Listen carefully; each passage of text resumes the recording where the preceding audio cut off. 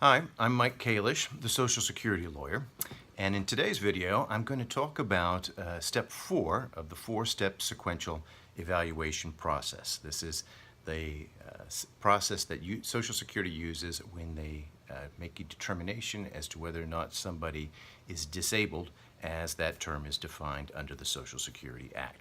So today's video is going to be about step 4 of that 5-step sequential process. But before we begin, let me do a quick recap so we know where we're at.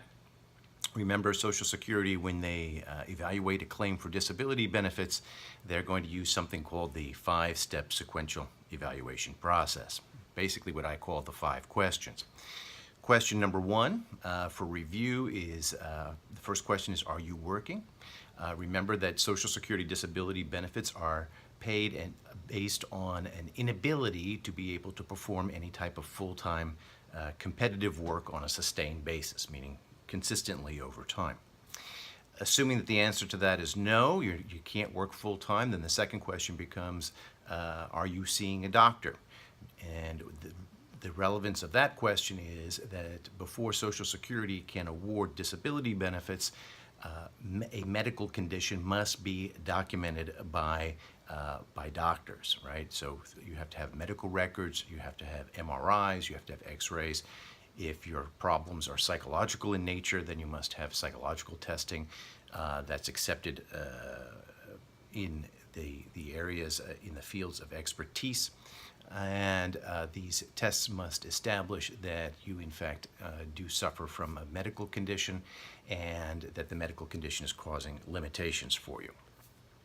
If you don't have medical records, it doesn't matter how much pain you are in, you are not going to be awarded disability benefits. It's vital that you are seeing a doctor and that your medical conditions are being documented over time and that they demonstrate that there is, in fact, an underlying medical condition. So, first question, are you working? The answer to that is no. You go to the second question. The second question is, okay, if you're not working, do you have a medical documentation of a medical condition? If the answer to that is yes, you do, you are seeing a doctor, then you go to step 3. Step 3 was, do you meet or equal a listing? Essentially, Social Security has a list of medical conditions with varying degrees of severity, and the Social Security Administration will assume that if an individual has a specific diagnosis and the medical records show that the limitations have reached a certain degree of severity, then Social Security will determine as a matter of law that the individual is unable to work. All right. If you want to see more about that, go back and take a look at the video for step 3, meeting or equaling a listing. So, assuming that you don't meet or equal a listing, we then move on to step 4 and step 5, the last two. Now, step 4 and step 5 sort of move away from the medical issues and start focusing more on what we call vocational issues. In other words, abilities to perform full-time work on a sustained long-term basis. That's what they're looking at. But before Social Security looks at questions 4 and 5, they have to make a determination about something called a residual functional capability. All right, and I'm going to read you the definition for that because I think that's the easiest way to do it. An individual's residual functional capability is his or her ability to do physical and mental work activities on a sustained basis despite limitations from his impairments. In making this finding, the person that's making the determination must consider all of the claimant's impairments, including impairments that are not severe. So what are they talking about there? They're basically talking about what an individual can still do despite the problems that their medical conditions are causing for them. And specifically what we're looking at at this issue is, well, you say you're in a lot of pain. How long can you still stand despite the pain? How long can you still sit despite the pain? How much can you lift or carry despite the pain that you have? If the issue is psychological issues, mental health issues, then the questions there become, well, despite your problems, how are you still able to concentrate? Are you still able to focus? Are you still able to follow instructions in a way, in an orderly manner, so that you could get a job done? So Social Security, what they'll do is they try to put together something called this RFC, which is basically, it's sort of amorphous, it's difficult to get a handle on, but the idea is, okay, despite all your limitations, what can you still do?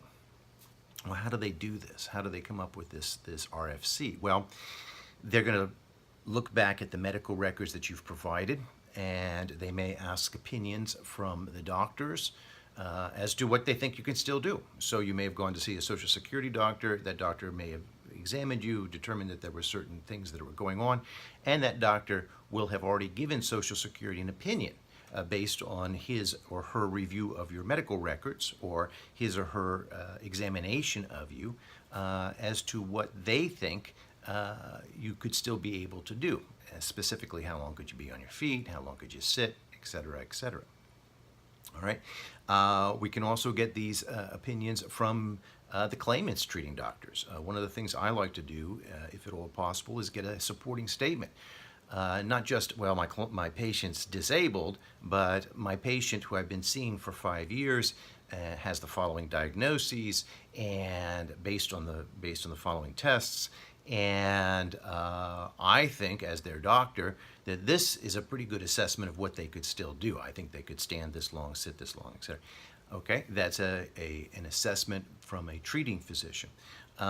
So Social Security, as they go through this process, before they get into steps 4 and step 5, they have to figure out what your RFC is going to still be, what you can still do. Once that's determined, once they've made that determination based on the record, then they will proceed to steps 4 and step 5. Now, step 4 is going to be the question, what I call, well, could you still do the easiest work you've done in the past 15 years? And again, I think a more formal reading of that would be this. The individual making the determination must determine at step 4 whether the claimant has the residual functional capability to perform the requirements of his past relevant work. So again, we return to that RFC. We have to figure out what the RFC is, what you can still do despite your conditions, and then whether with those limitations, could you still do the easiest job you've done in the past? The term past relevant work means work performed either as the claimant actually performed it or as it's generally performed in the national economy. All right, so it could be either way, right? Within the last 15 years or 15 years prior to the date that disability must be established. In addition, the work must have lasted long enough for the claimant to learn to do the job and have been at SGA. Now, remember SGA, we talked about that at the very first video, what that means. So it's a certain level of hours of work per week, a certain amount of income per month, all right? If the claimant has the residual functional capability to do the past relevant work, the claimant is not disabled. So what that means is, well, if even with your limitations, you could still do the easiest job you've done in the past 15 years. Yeah, it's uncomfortable for me to do it, it's difficult for me to do it, but I could still do it. You're not disabled. Social Security says you need to go back and do that job, all right? If the claimant is unable to do any past relevant work or does not have any past relevant work, for example, maybe somebody who has no work history, they wouldn't have any past relevant work, then the analysis proceeds to the 5th and last step. So step 4, what we're looking at here is, can you, despite your limitations, could you still do the easiest job you've done in the past 15 years? Now, the way they do this, okay, that's what they're trying to figure out. Well, how do they figure this out? Well, when we get to the hearing level, at the hearing, there's going to be an individual called a vocation expert. This is a job expert. And this person will have been provided your medical records and your job, well, more importantly, they will be provided your job history records prior to the hearing and reviewed them. And this person is going to give an expert opinion about the kind of work that you've done in the past, the skill sets that were required to perform that job, both the physical skill sets as well as education, training, and that sort of thing. And then the judge will ask some hypothetical questions of the vocation expert to figure out, well, okay, could somebody with the claimant's limitations still do the claimant's past job that you've just described for us? These vocation experts, where do they get their information from? Okay, how do they know so much about jobs? Well, there's something called the Dictionary of Occupational Titles. This is essentially an encyclopedia. It's published by the Department of Labor. And in this encyclopedia, it's essentially an encyclopedia of jobs in the United States. And supposedly, it lists every single job available in the United States today. And it includes a description of the job and the requirements, so to be able to perform that job. Now, this encyclopedia, this Dictionary of Occupational Titles, hasn't been updated since, I think, somewhere in the mid-1990s, so it's grossly outdated. Nevertheless, the law says Social Security, when you evaluate these claims, you have to use the Department of Labor's Dictionary of Occupational Titles. We're stuck with it.